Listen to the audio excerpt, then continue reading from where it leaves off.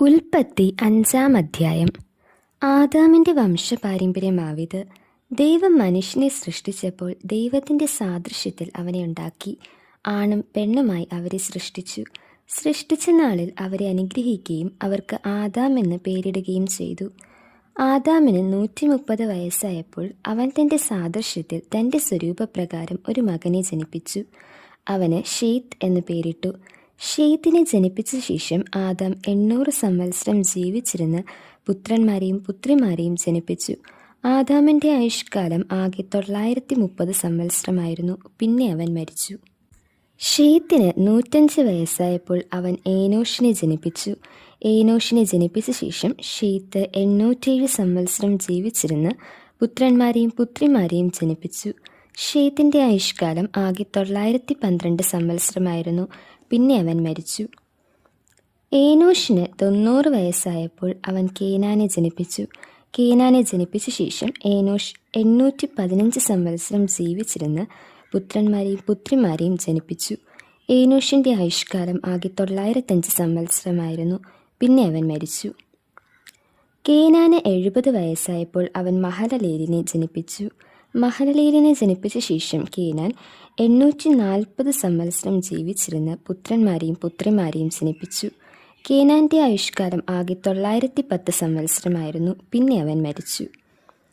മഹലലേലിന് 65 വയസ്സായപ്പോൾ അവൻ യാരദിനെ ജനിപ്പിച്ചു.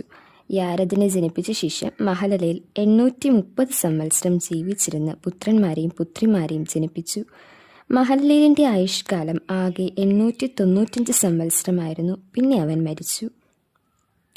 യാരദിന് 162 വയസ്സായപ്പോൾ അവൻ ഹാനോക്കിനെ ജനിപ്പിച്ചു. ഹാനോക്കിനെ ജനിപ്പിച്ച ശേഷം യാരദ് 800 സംവത്സരം ജീവിച്ചിരുന്ന പുത്രന്മാരെയും പുത്രിമാരെയും ജനിപ്പിച്ചു.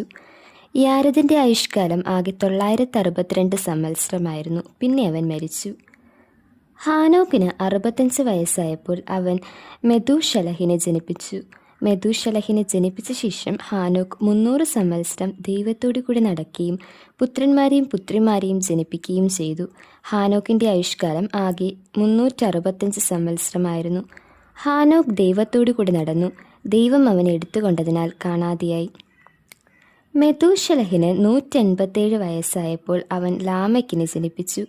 ലാമെക്കിനെ ജനിപ്പിച്ച ശേഷം മെഥൂശലഹ് 782 സംവത്സരം ജീവിച്ചിരുന്ന് പുത്രന്മാരെയും പുത്രിമാരെയും ജനിപ്പിച്ചു.